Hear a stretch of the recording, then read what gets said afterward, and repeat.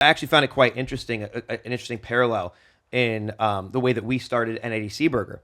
And that was for the first year and a half that we existed, one, we didn't have a name, and two, we didn't have a restaurant. It was just the two of us showing up at a skate park and just making. Oh, that's fun. Just like I didn't know y'all started like that. Yeah, we just make burgers for people. You know, I think our very first pop up was at Kill Tony. Was at Kill Tony. Yeah. Oh, okay. And one of the after parties on the little balcony at the Vulcan, we just showed up and Tony was like, "The show's over. Our friends are making burgers upstairs if you want to try them." And then we just made burgers, passed them out. And then we, went to this skate park, just passed them out. Yeah. And that's how we started. It was just a full-on passion project. Yeah. And that's a lot like Franklin Barbecue too. I mean, because that's what I'm saying, that I can see that. Yeah, I mean, we just did like backyard barbecues, and really the goal was always to open a place, but much in the same way, it's like, be at shows, and I'd print out little handbills. You're like, hey, like we're having our summer, Aaron and Stacy's summertime barbecue in our backyard. Yeah, because you came from the flyering culture. Absolutely. Like Xerox machines and stuff, lots of zines and stuff going on. But yeah, like that's how people knew about our backyard barbecues. But, they were just getting so big, and we started doing like one a year, didn't have any money, would just like save up money all year, like buy like 5 briskets. I mean, it's really sad in hindsight.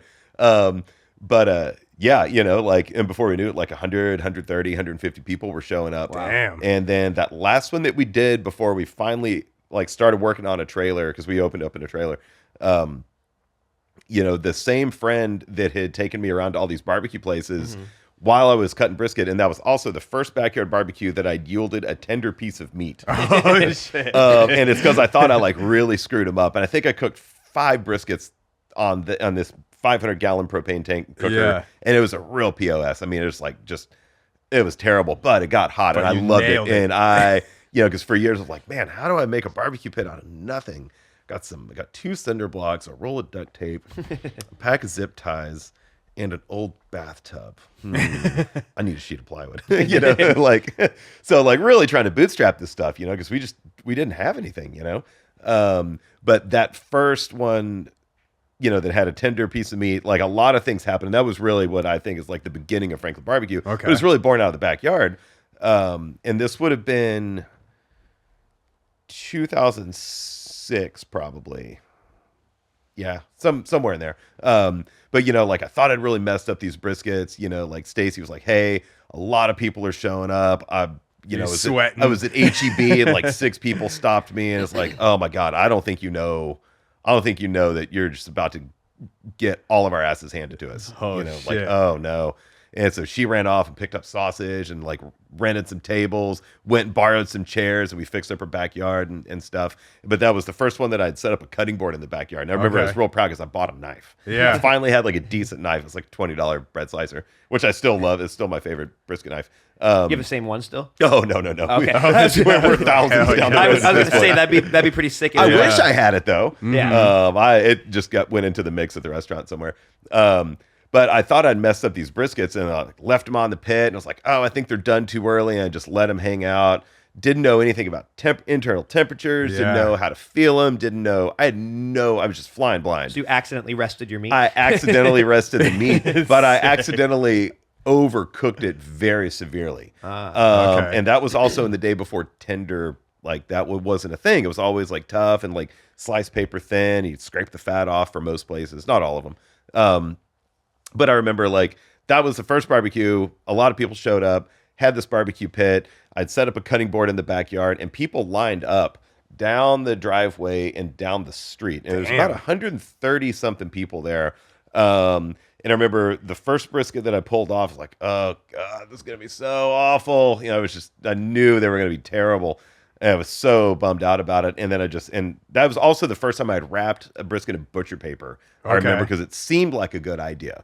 It's like, well, I'll keep them moist, And I remember I rolled out, this brisket on a cutting board, and I was already getting pretty good at like talking and slicing. And it's like, I kind of had this thing, like, people were starting to know me as like performing.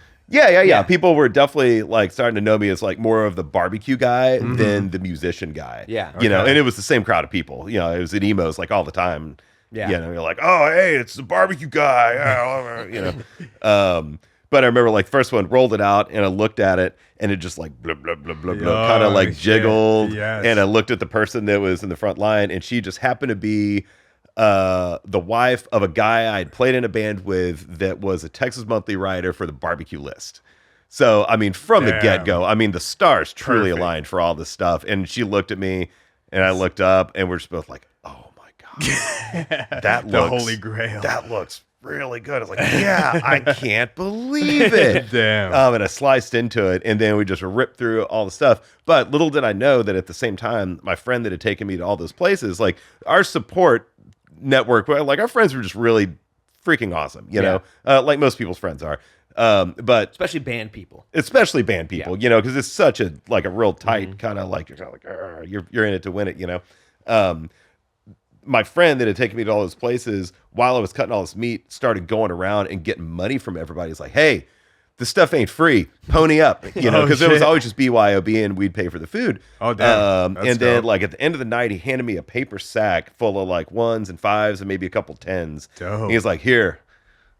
Damn. Got some money for it. This should pay for it. I'm like, whoa, really? Because people pay for food. Well, and that was like a huge light bulb for me. But I remember I went inside and I think I squeezed out a tear or two. I was just like so touched by that. Like people like wrote little notes in there and it's like dumped the money on the bed, counted it, and it totally paid for the food.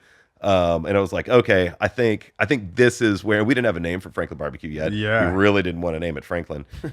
Anything else, please.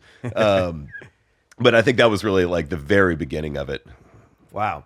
That's awesome. That's a really, really cool story. And that's a story that those are the types of stories that we want to hear on this. Well, great, because I totally forgot that I'd probably said that before. but I mean, the fact that we've noticed that most people who are successful, they're doing the thing that they were doing for free.